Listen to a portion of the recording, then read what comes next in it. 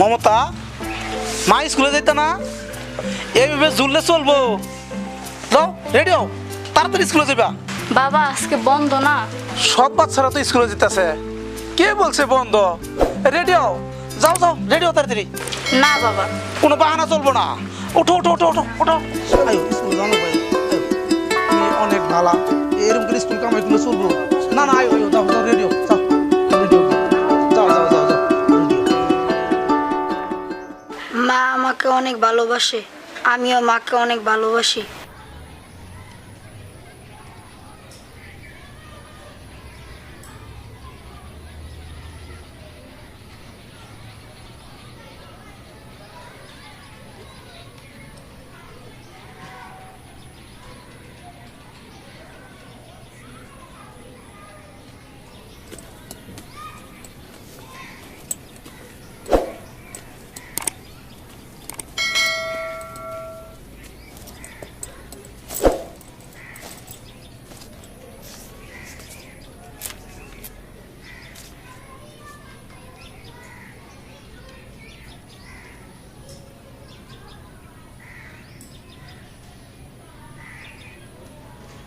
তুমি বাইরেই থাকতে, ভিতরে কেন এলে?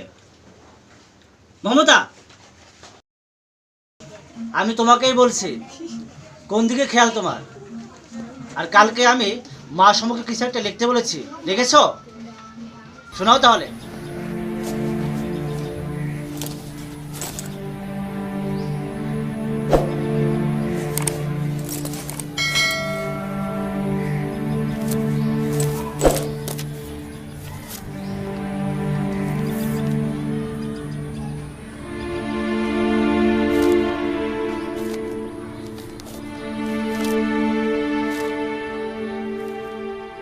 আমার ঘরে একটি ছাগল আছে। ও কিছুদিন আগে দুইটা বাচ্চা জন্ম দেয়, খুব সুন্দর সুন্দর।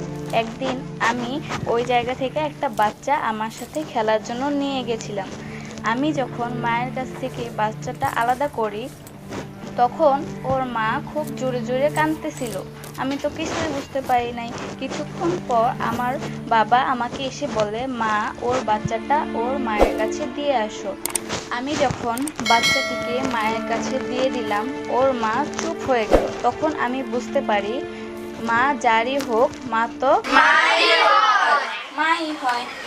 আমার তো মা নেই, তাই মনে হয় আমি ওর মায়ের কথা বুঝতে পারি নাই। আর আমি যখন সকালবেলা স্কুলে আসতেছিলাম, তখন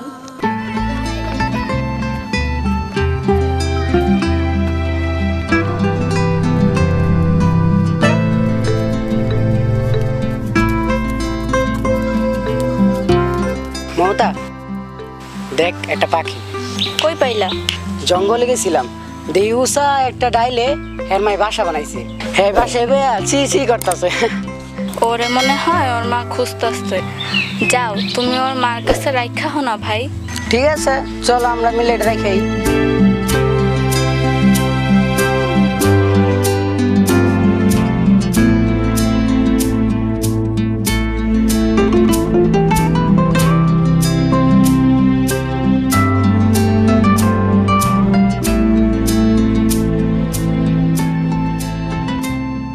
আল্লাহ, বাচ্চাটা যেন ওর মারে খুঁজে পায়, না পাইলে ওর অনেক কষ্ট হইব। তো কি তোর মায়ের কথা খুব মনে পড়তেছে? মায়ের ছাড়া থাকা অনেক কষ্টের।